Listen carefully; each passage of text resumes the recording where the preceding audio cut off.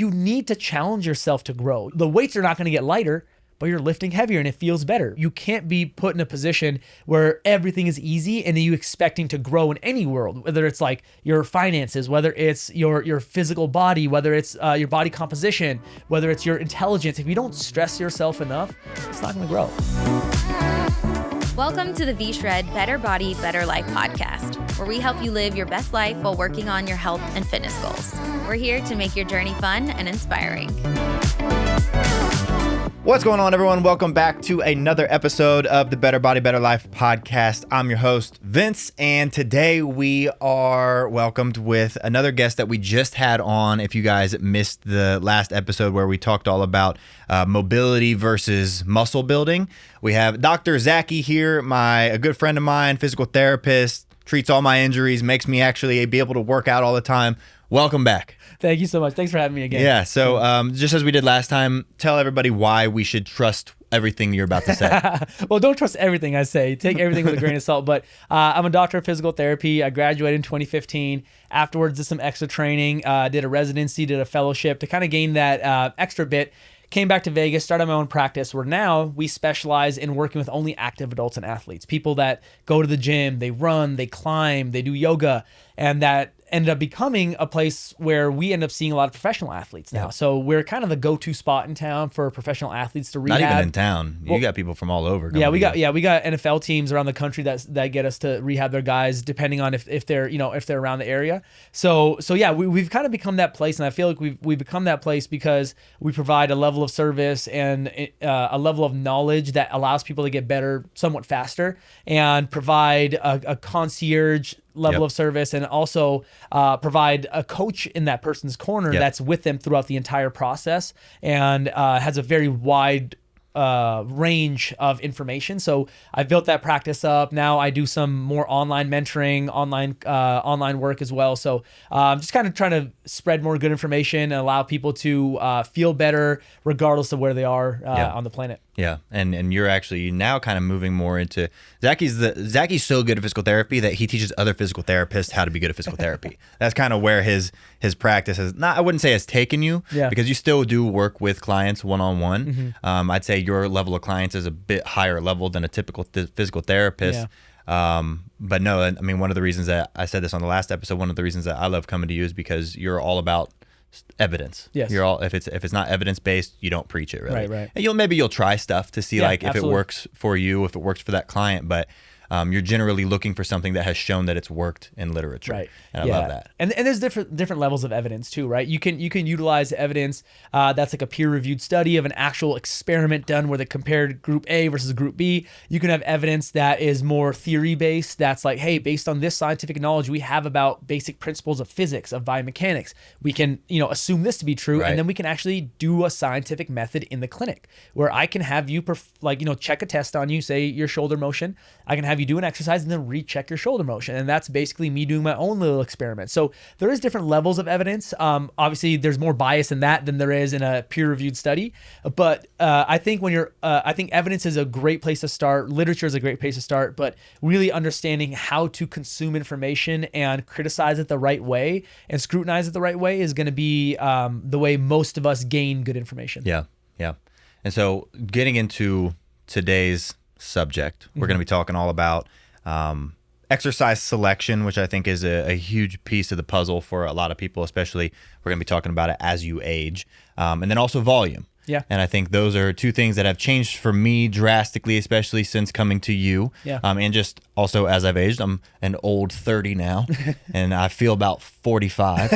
But no, I actually feel really good. And whenever I have an injury, the first thing I'm doing, I'm texting Zach. It's funny. I had that snowboarding injury and I FaceTimed him or I texted him immediately and I'm freaking out. I'm like, bro, my bone is sticking out of my shoulder right now. He FaceTimes me. He's like, looks like a grade 3 AC joint dislocation. And I'm like, okay, I don't know what that means. Is that bad? He's like, walk me through it. And then I go and get an x-ray. It's a grade 3 AC joint dislocation. I'm like, okay. So that's why I call him the magician, because he knows everything and he's very good at what he does. And so, I want to talk about exercise selection and volume as you age and how it changes. And so first, I just want you to start with how your exercise selection and volume has changed. I think you might be a little bit different than a normal person just because of your brain, and also a lot of things that you talk about are it's all very goal based, and Sure. so yours might be changing based on goals rather. And I feel like you're probably good at doing what you should be doing most of the time compared to the average human. Sure. But how in your journey has your exercise selection and volume changed? So in my journey specifically, as I'm getting older, I'm entering that part of my life where now I'm married. Now I have a kid, a little boy that's 3.5, and another little boy we just had 6 months ago. So my responsibilities are changing a little bit. I also run a practice. I'm starting an online business. Also Another practice in Michigan that we're opening up. Also have a med spa that's opening up next year. Yep. A lot of things kind of going on, right? And so what I'm limited with now is time, right? So as I'm getting older, what I've realized more and more, and what the science kind of tells us about age is that it's not necessarily your actual number of your age just getting higher and higher that's changing the way your body feels. It's more so your activity levels changing and your responsibilities changing, right? Because I've realized I have 50, 60, 70-year-old people that are running marathons, that are doing powerlifting meets, that are doing CrossFit events and feeling good with it and performing well with it. So age is something that can definitely have some effects, but not the effects that we think they have, right? And so the way my life has kind of changed is now the volume of my exercise has gone down, right? But the intensity has stayed high, right? For the smaller volume that I'm doing, the intensity is up where I am doing, if I'm lifting fairly heavily, right? For that short amount of volume. If I'm jumping and I'm running, I am sprinting or I'm maximal jumping. And then I'll have some like extensive work, which like plyometric work, which is like hopping, bounding, things like that are a little more submaximal.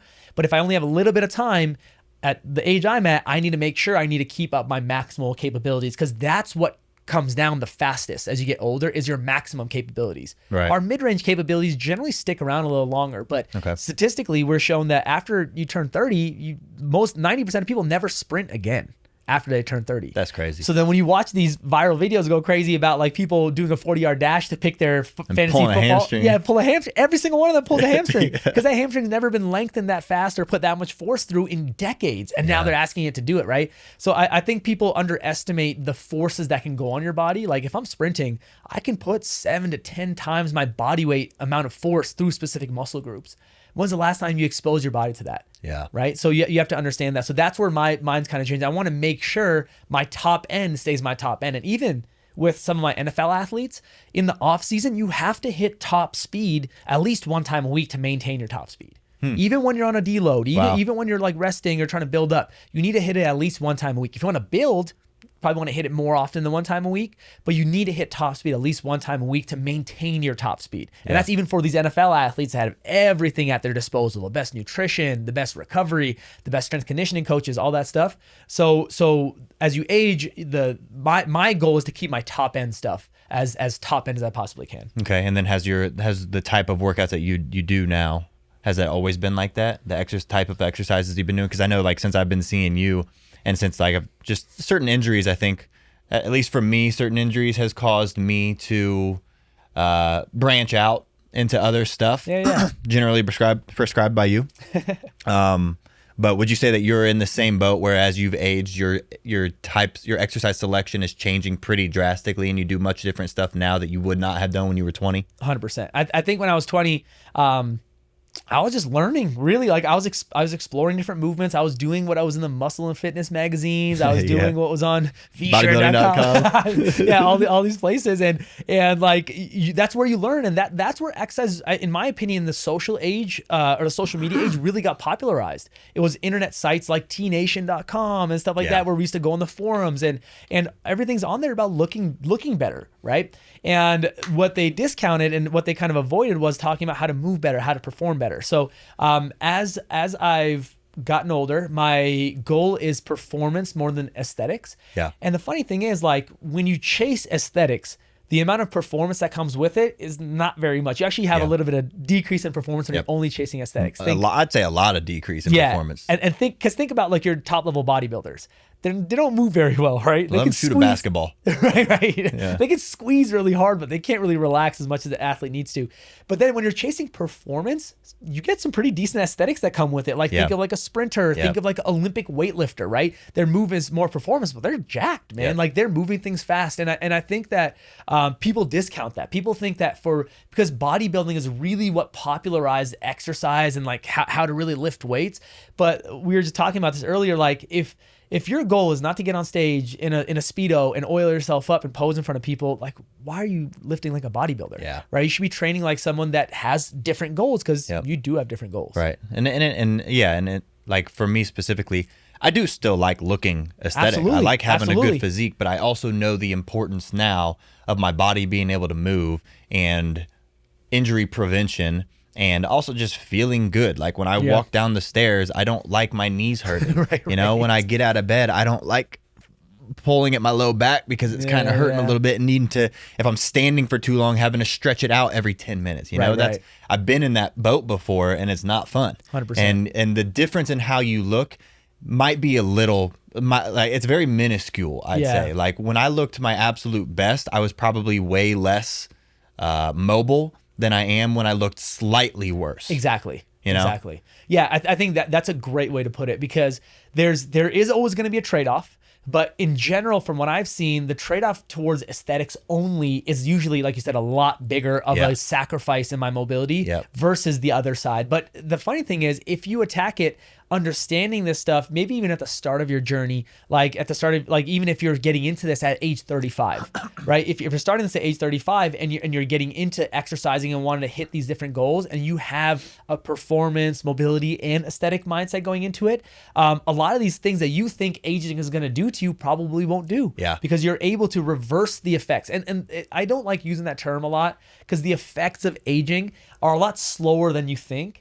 But we can speed them up or slow them down even further depending on my activity level, depending on my sleep, depending on my stress, depending on my nutrition. A lot of these things can change our aging process. Yeah, no, and I love what you say about aging. It's not the age that's doing it to you. It's what you're doing as you age that's causing you to feel worse, to get fat, to be foggy headed. Absolutely. You know? Yeah. And so I like that you brought up, like, if somebody starts working out at 35, and so I was going to ask you, age-related question, what age do you typically start seeing people needing to adjust their routine? Yeah. So this is both age-related, stage in their life related, and then also injury related. So age-related wise, I think typically I see it around like the 30 years old. Yep. And not because 30 is some magic number. I think 30 relates to the other two things where, you know, I've had somewhat of a couple like significant level of injury in my life, whether it's like straining my low back, spraining my ankle, some shoulder pain, whatever. If you've pushed yourself enough in the gym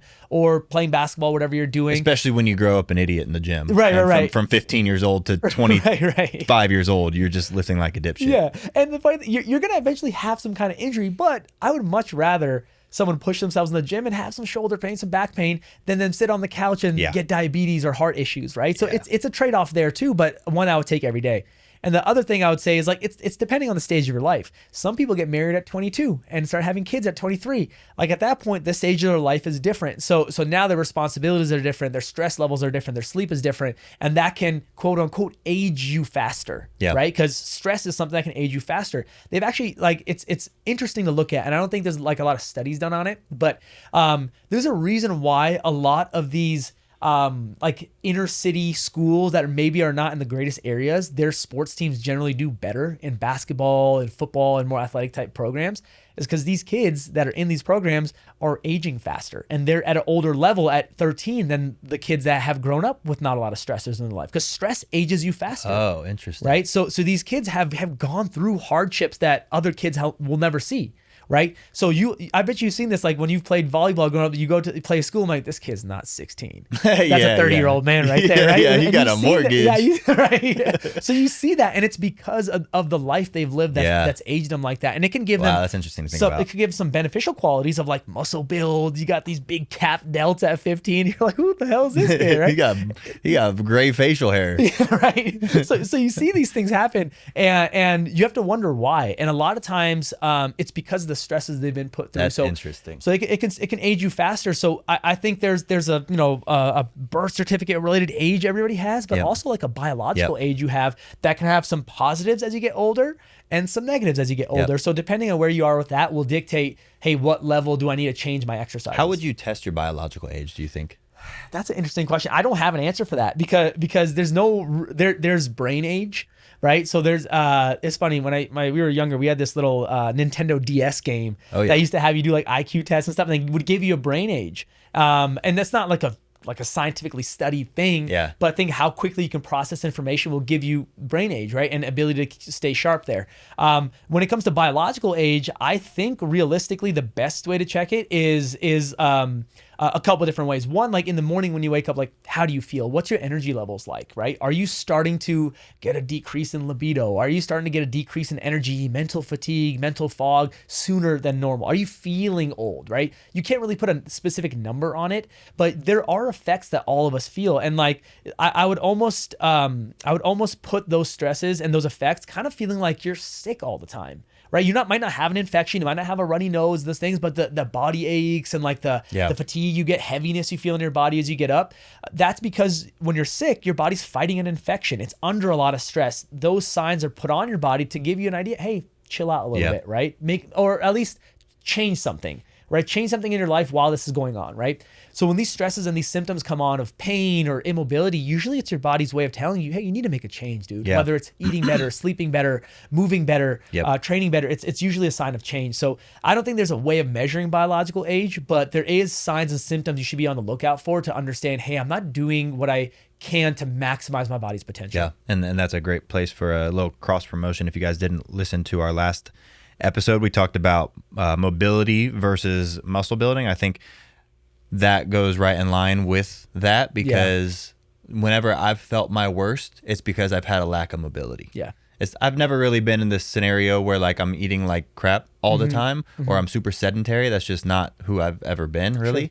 But I have gone through phases of powerlifting and then phases of getting super mobile and super flexible. And I always feel better when I'm super mobile. And even sometimes when I'm lifting super heavy and I'm like I'm deadlifting 500 pounds and squatting 400 pounds, it's like, even then I might not be looking my best because I'm trying to get my calories in and I'm kind of looking just soft and bulky versus like, and so like, but there are times when that extra muscle definitely helps. Like muscle is like a super metabolically active tissue, you know? It's an organ. And so, but when I have that mobility side, I'm also still looking good. And I usually have a better diversity of training where it comes to strength, where it comes to mobility, where it comes to endurance. And so like right now, I'm probably the healthiest I've ever been. At the oldest I've ever been. You know, that's because I've gotten very intentional with what my training looks like. And a lot of that has been driven by experiencing injuries. And so those injuries have motivated me to actually spend 15, 20 minutes before every single workout to warm up the right areas of my body so that I'm actually prepared to lift this weight. My heart health is probably better than it ever has been because I'm actually taking my endurance seriously. And so, I think as you age, like you said, I don't think there's a specific age. I think it's really going to come down to like how you feel. And then you have to make an adjustment based off of that. Would you agree?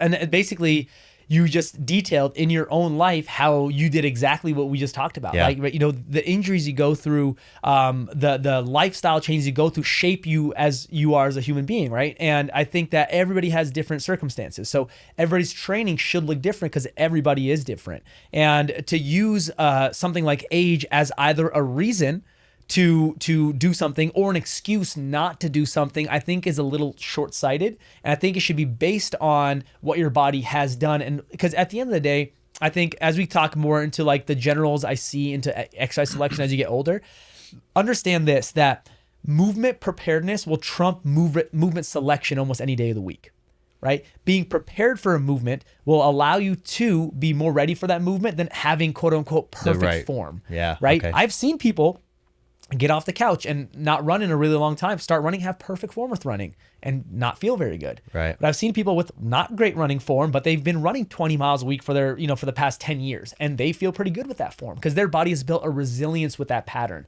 Now, could there be ways to improve their performance by improving efficiency? Sure.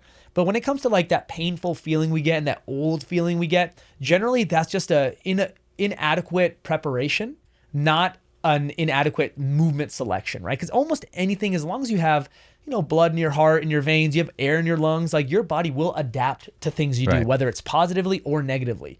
But at the end of the day, we can't discount the amount of time it takes for adaptation, right? You guys don't sell 12-day muscle building programs. You just got to do 90 days or longer because it takes time to build muscle. It takes time to make change. So that's the other thing we need to think about is you didn't just get in the position you are of feeling old overnight. Right. You might have felt it today, but it's been a collection of your choices over the past years and years and years that have led you to feeling like this. Do you think just one change is going to make you feel better? Yeah. No, you need to make a big change. No, that's one of my like go-tos when people are like asking about results, because it's the same thing when it comes. It's really the same thing when it comes to anything. If you've spent a certain amount of time getting to where you are, it's probably going to take.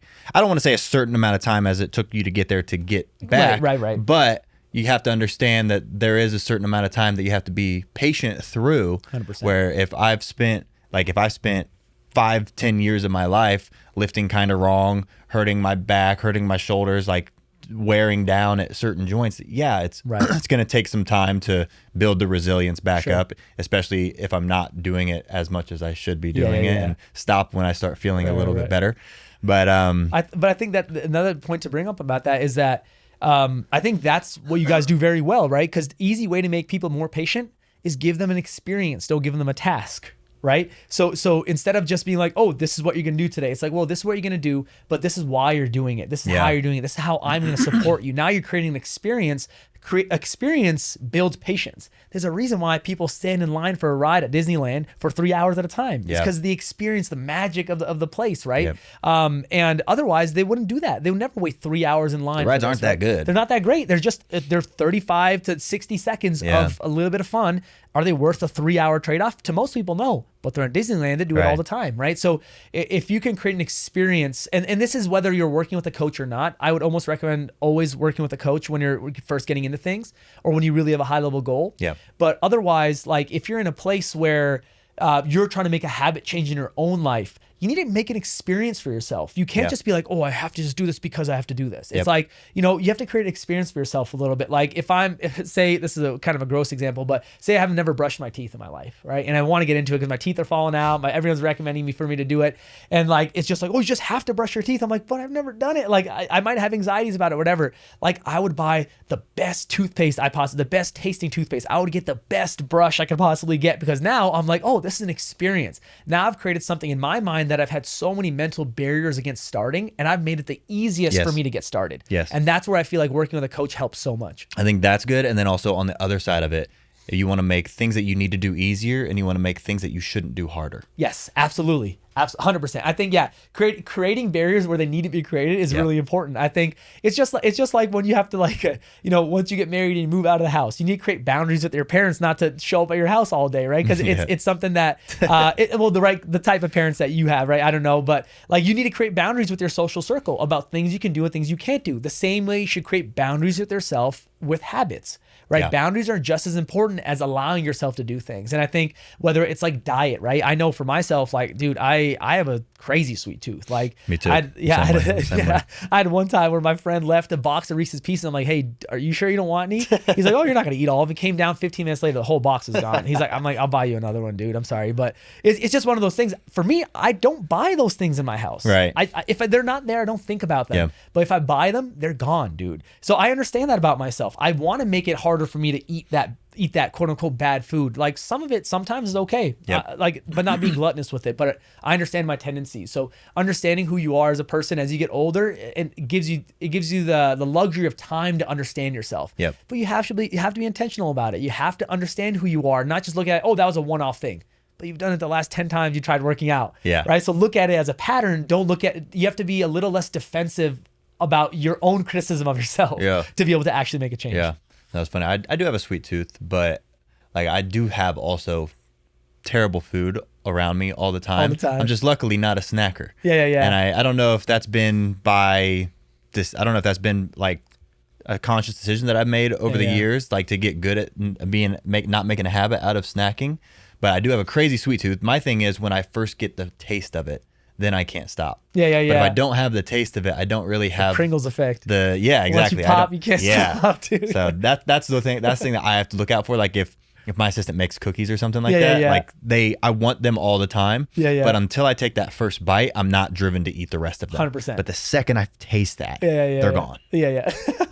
I'm kind of the same way, but I don't know what it's driven by. And honestly, like I don't think I have the qualifications to find out what that's driven by. Probably have to see a therapist or something for it. But I understand it about myself, and I can avoid it if I do the right things. Yes, so just being in tune with yourself and making adjustments to your routine, what you have around you. Like you said, making it easier to do the hard stuff and making it harder to do the easy stuff. Yeah. That's just going to make everything work more smoothly, and it's going to build that inner resilience that you have. It's like with cold plunges. Like cold plunges suck. They're really hard. But the better you get at doing them, the better you get at doing hard stuff. Yes, absolutely. And so the water never gets warmer. It just gets easier for you to do hard stuff, right? So I think that's the thing is like the weights are not going to get lighter, but you're lifting heavier and it feels better, right? Because you've given yourself the mental capabilities and the understanding of who you are as a person that you need to challenge yourself to grow. You can't be put in a position where everything is easy and then you expecting to grow in any world, whether it's like your finances, whether it's your physical body, whether it's your body composition,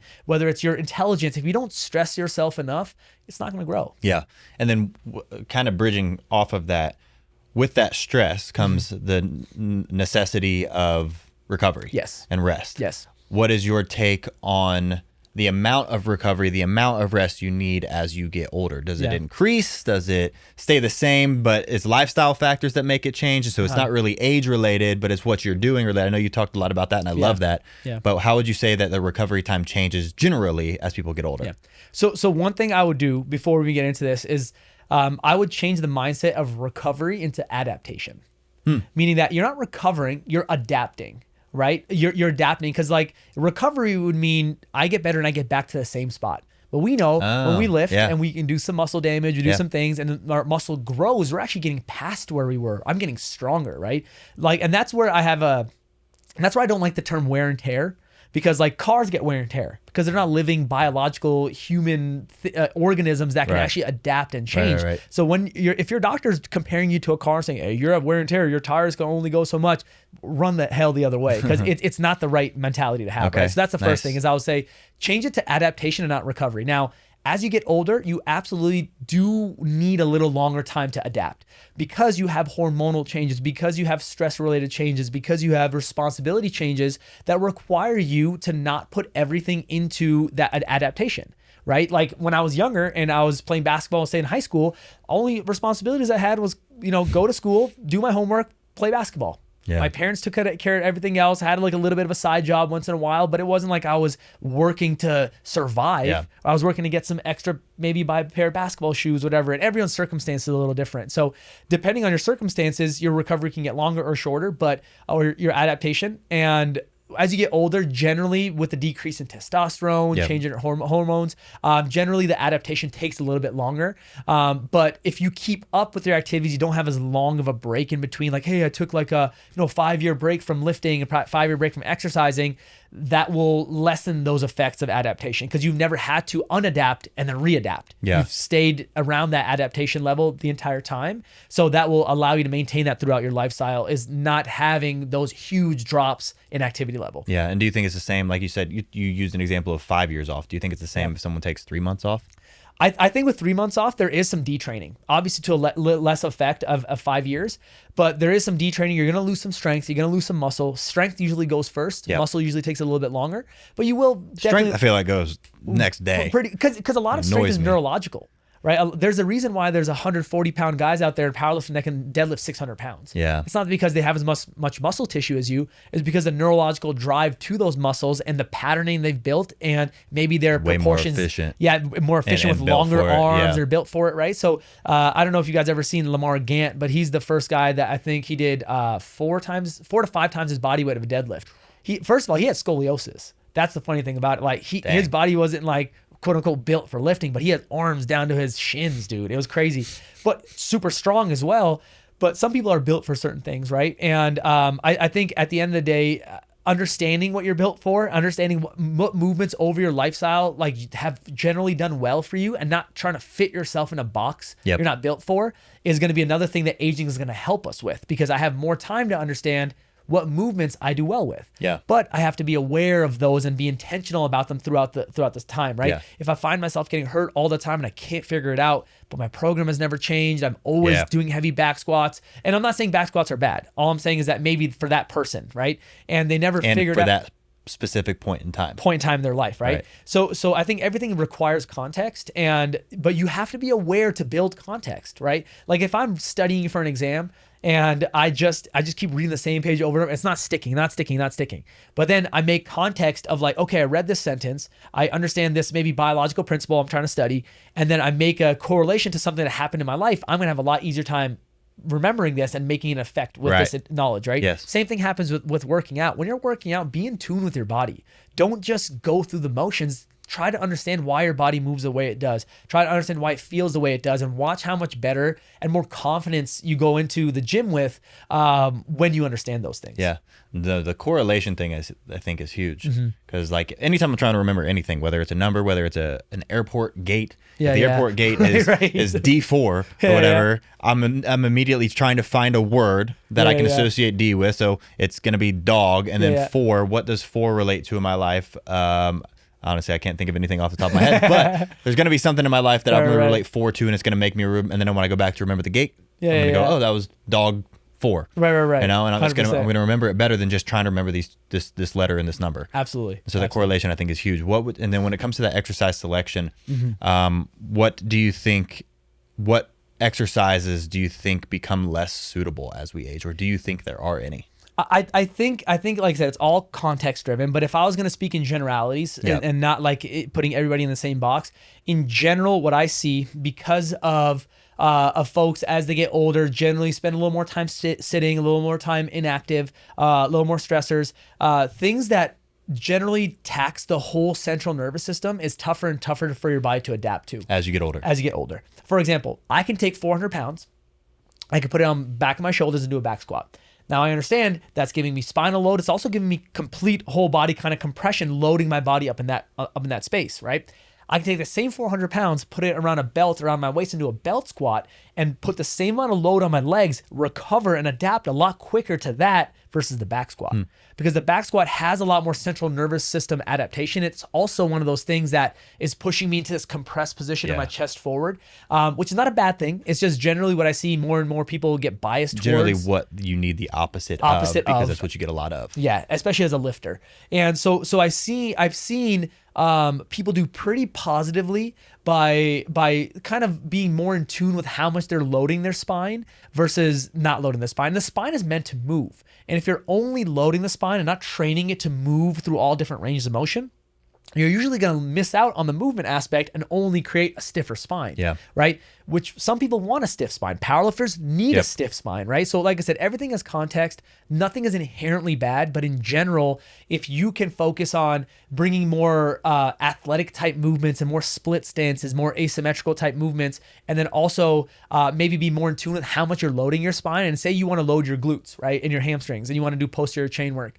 And the only way you're doing it so far is with a barbell deadlift, right? There's other ways to do it very, very well. Sprinting loads the posterior chain very, very heavily. Step ups loads the posterior chain very, very nicely. Like a kickstand RDL kind of single leg hinge loads it, especially if you understand positions, loads it very nicely, right? So you understand you have options, right? We've been taught to believe that there's really good, squatting is the king of leg exercises, right? Which we always need to squat.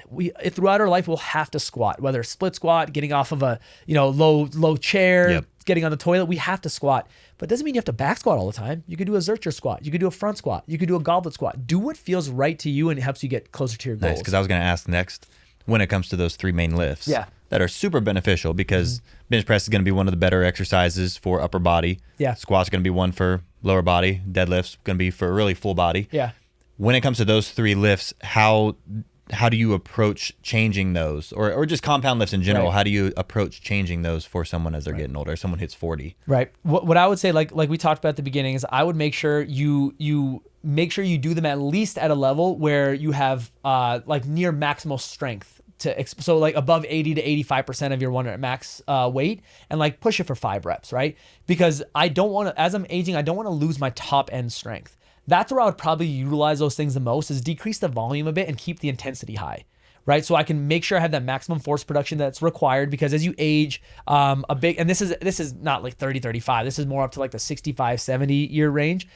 You start losing some balance, you have a higher risk of falls and stuff. And it's been shown the more power capability you have in your legs, the less risk of falls you have as you get older. Right. So you want to make sure. Dr. Drew talks about that a lot. Yeah. You want to make sure you keep that strength up. Right. So that's the way you keep it up, is you expose yourself to those things. But understand, you're not going to be able to, most likely in general, not going to be able to adapt to the level of volume as you get older as you were when you were younger. Right. Yeah. Now, on top of that, what I would probably do is give some variations of those movements, because a bench press, a squat, and a deadlift is just a push, a horizontal push. A back squat is just a squat. And a deadlift is just a hinge, right? Yep. So those are the movement patterns we're actually basing it off of. So if you want to stay like performing those movement patterns well, there's very different ways to do those movement patterns. You don't have to always back squat. You can do a split squat. You can do a single leg squat. You can do a high box step up. There's plenty of ways to load that same pattern, the same muscles in your leg, without doing the same pattern over and over. Because what we've noticed, basically throughout all biology, is variability is a sign of health. Right? For example, if your body has shown that you're recovered better, your heart rate variability is higher. Yeah. Right? That's a metric that we've been tracking for a little while now. And what heart rate variability is basically the difference in times between heartbeats. So say my first heartbeat goes off, my next one goes off a second later. My next one might go off 0.97 seconds later. My next one might go off 1.04 seconds later. So it's the variability between my heartbeats, right? That shows that I'm more recovered. The same with people that run, like marathon runners. They might start the race with a heel strike. Middle of the race, they might change to a midfoot strike. We've talked about this a and lot. then go back. Yeah, because they want the ability to displace stress in different positions and different areas is a very vital thing as you age, right? So what I would say is variability is very, very key as you get older. Making sure your body can keep moving in different planes. It can rotate. It can go single leg. It can go double leg. It can do these different things. You need exposure to those different things. Now, with that variability comes the inability to get really, really good at that one single thing. But what's the reason you're trying to really get good at a back squat? Is it just for the number? Right. Or is it to build some kind of quantity? If you're trying to build some kind of quality in your body, whether it's leg strength, whether it's movement capabilities, there's probably a better way to do it. Yeah. And then when you touched on lack of intensity but lower volume, how do people still get good results with that lower volume? So volume is very, very correlated to a hypertrophy. Right. But it's less than you think.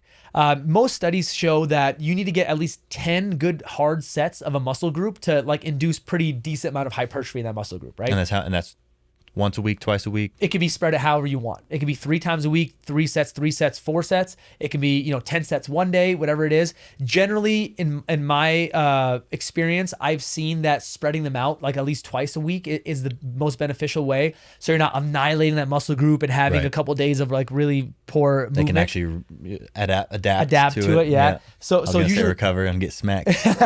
Usually that's what I see. But at the end of the day, I think what we want to see is we want to see high intensities and a lower volume, because what we're trying to do when we're trying to work out a muscle is we're trying to recruit as many motor units as we possibly can. A motor unit is a group of muscle fibers and the nerve that goes to that muscle fibers that activates it. Okay.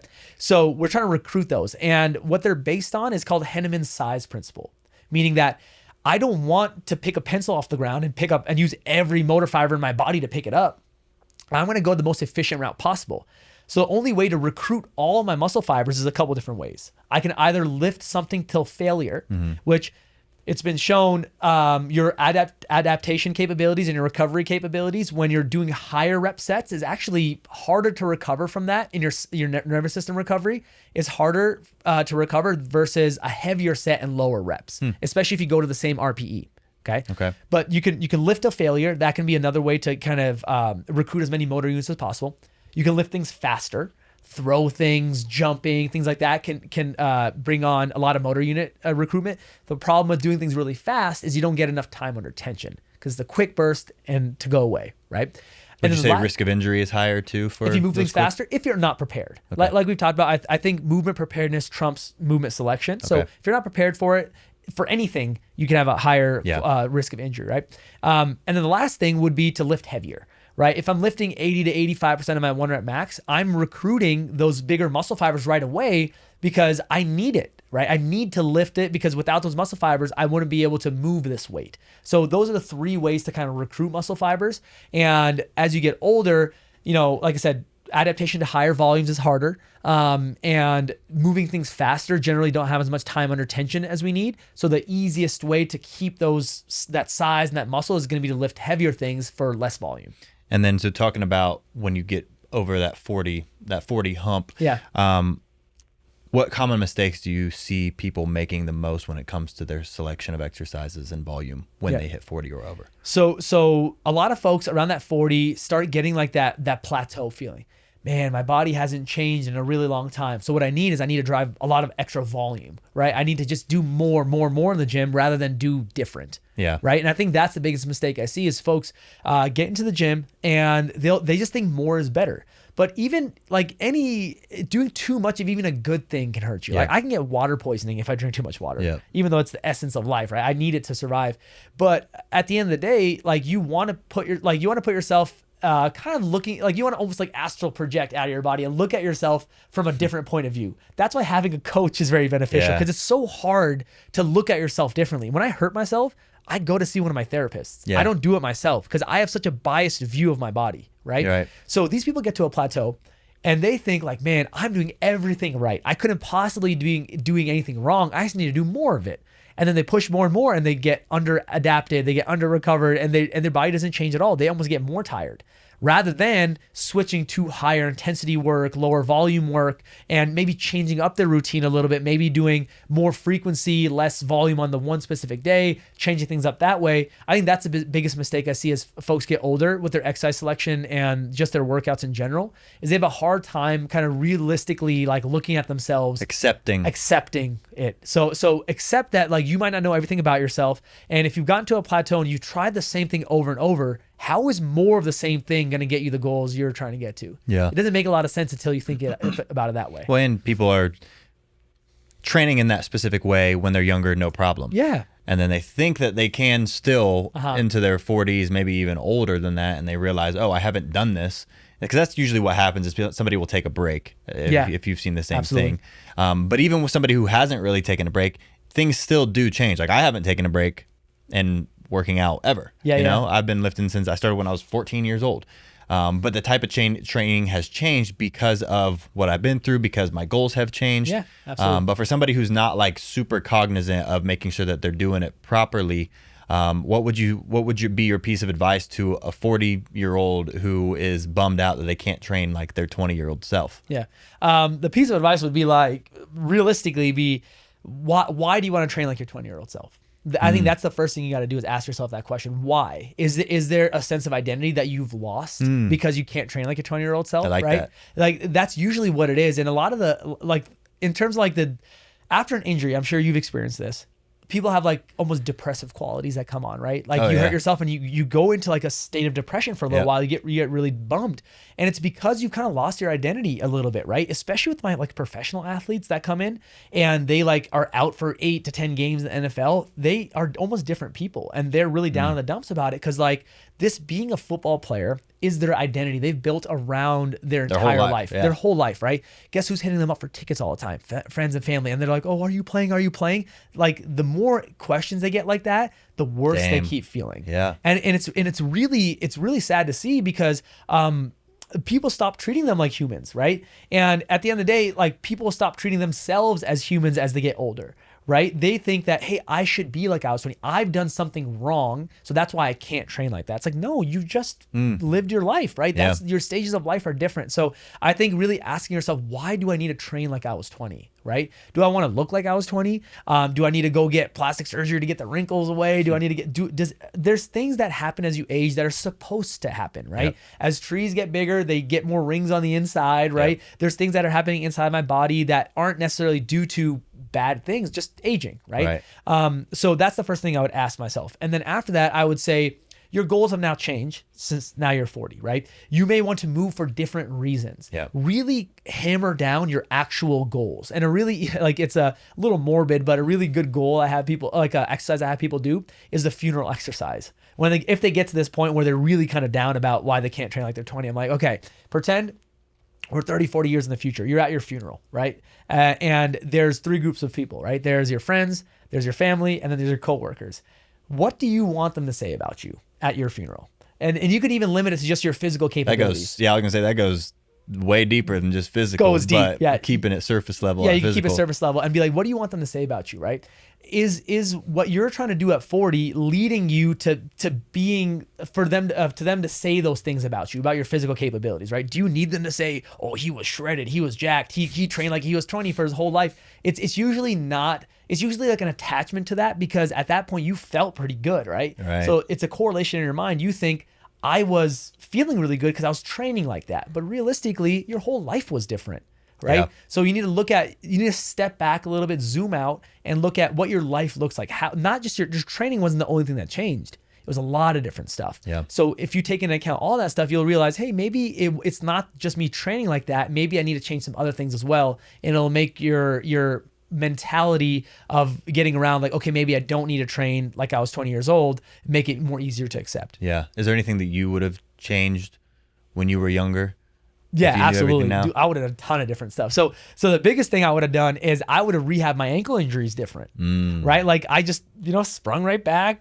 4 months later, sprained it again. A couple weeks later, get back, sprained it again. And I would have treated that a little differently.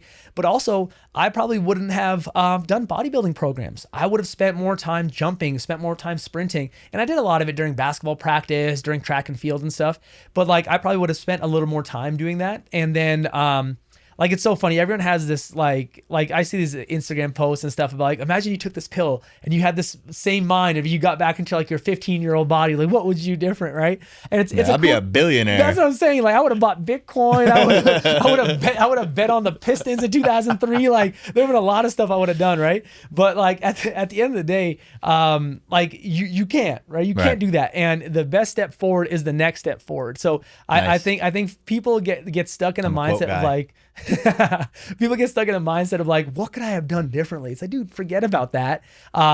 Figure out what you can do moving forward, right? But at the end of the day, if I had the chance to change those things when I was younger, I probably would have. But I'm here now, and I have a pretty good life now, so I'm happy. But you can give advice to those people 100%. So that they can do it a little bit differently. 100%. Yeah, that's a good point. I think talking about it in that mindset is a really good way to talk about it. Hey, if I was to go back, this is what I would do. So this is the advice I would give you based on my experience. 100%. They're not going to listen though, because they're dumb kids. They need to go I was the same person. They need to go through it. Yeah, that's true. And that's the thing is I mean, I heard all the time, when you turn 30, things are going to get rough, or you're going to hurt yourself, or whatever. I'm like, your back's going to hurt. Geezer. Whatever. Dude, get out of here. All right, boomer. And I hurt my back picking up a 10-pound dumbbell, and I herniated a disc. And all of a sudden I'm out for 6 months completely. And I lost that sense of identity that you were talking about. I got pretty down in the dumps. I looked like shit, considering what I normally look like. And it was not fun. And then coming back from that, I completely changed a lot of what I do.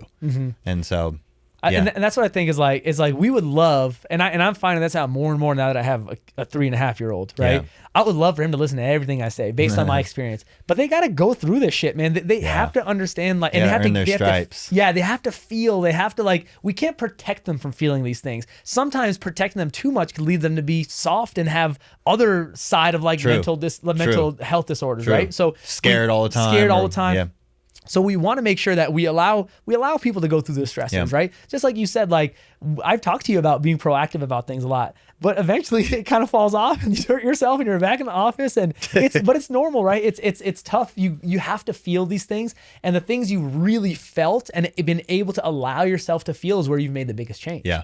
It's like the quote, since you called out a quote, I got to call out a quote now. Lead a horse to water, but you can't force it to drink. Yeah, 100%. You can teach everybody anything you want. You can teach your sons anything they want, anything you want to teach them. But that don't mean that they're taking it in. That don't mean that they're going to listen to anything that you say until they go through something that you warned them about, and then they're like, hey, Dad, what was that thing that you said about this? And you're like, okay, you need to do it like this. And then they start listening because they need to. It's so funny. I almost think like we're biologically programmed to think our parents are dumb as soon as you turn 3 years old until you're like 16. I think you're programmed to think your parents don't know shit. Like really, because like I did the same thing. I'm like, my dad doesn't know this. He's just an old guy. He doesn't know understand. And then I turned 16. I'm like, Dan, he was right about almost everything. Right, almost everything he taught me about money, about people, about friends, about whatever else. Like he was almost right about everything. And like now I'm doing it with my son. I'm like, damn. I'm talking to my dad about it. I'm like, dude, how did you cope with this? Yeah. And he's just like, I actually don't know. Like it was just one of those things that you have to almost accept that you're like, you can give advice all day, but that's kind of how we talked about a little bit in the last podcast about like, people accept advice a lot more when they have skin in the game. Yeah. Right. So I think that's the biggest thing. And I don't know how I would get my 3.5-year-old to have skin in the game. Right. Oh, actually there's one way, like, when we're potty training him, you let him shit his pants. You let him shit his and then he's like, oh damn, this really does suck. Let me go poop in the toilet, right? So I think like there is ways even at that young age to give them skin in the game. Yeah. You just gotta let them feel, you gotta let them experience, you gotta let people make mistakes. As long as they're, decent mistakes. I'm not gonna be like, oh yeah, like if just you let them do anything, right. Like, oh yeah, jump off the ceiling, you'll be fine. It's like, well no, like jump off the couch first, right? Like you can jump off stuff and just kind of prepare yourself for it. But I think that's the big thing. With age comes experience and comes with understanding of like, especially if you're intentional about it, like what can my body really do? And like, it can do a lot of good things, but I also have to be aware of its limitations. Cool. Okay. So we're going to wrap up here. Yeah. Any last words you would like to say or main takeaways for anybody listening? So I would say main takeaways is that age is really, I know this is a cliche thing, age isn't just a number, right? There are certain biological processes we go through as we age, but they're not death sentences. They're not something that like you have to make your identity, oh, I'm just an old man that hurts themselves all the time. Zoom out, look at everything else around you. What's causing that is these? Kind of how I feel. Right, exactly. But you have to zoom out and look around you, right? When you were younger, you were playing volleyball all the time. You weren't filming in a studio for 8 hours a day sometimes, right? You weren't doing all these things that you're doing now. You didn't have the stressors you have now. You weren't moving houses every 6 months, right? That's a big stress in your life, right? So I think that people underestimate the effects of those things, but overestimate the effects of age. So I would say put the other things that are happening in your life on the same pedestal as age, and then make your decisions on what do I need to change to feel better. Nice. That's cool. Yeah. So for everybody listening, it's not because you're old. It's everything else and you're old. Yeah, you suck everywhere. I think we want to make sure that like people have like a movement optimism, right? They think that they can do things until they're proven otherwise, right? Not that I can't do anything until I'm shown. Like you can think you can do stuff until you're proven otherwise. At least like with context, being prepared for things and not like overshooting that. Yeah. But like most things are not inherently bad for you. Yeah.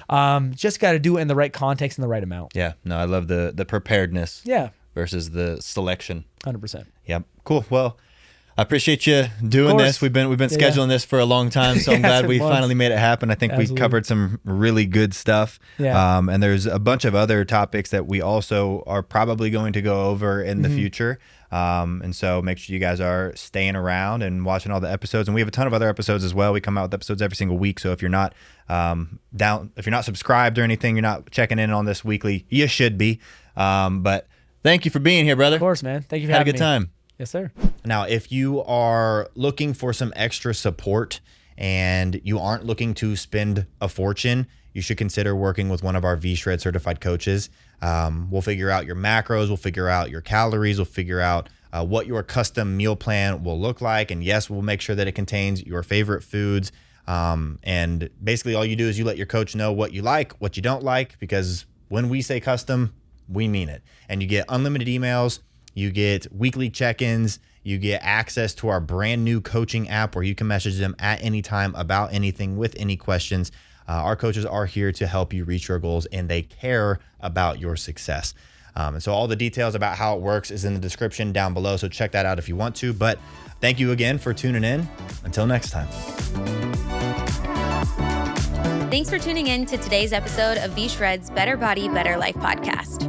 Whether you're doing one of our programs, taking our supplements, or just doing things on your own, tune in every week for exclusive content with Vince, V-Shred trainers, and special guests as they share valuable tips around motivation, workouts, food, and living a healthier lifestyle. See you next time.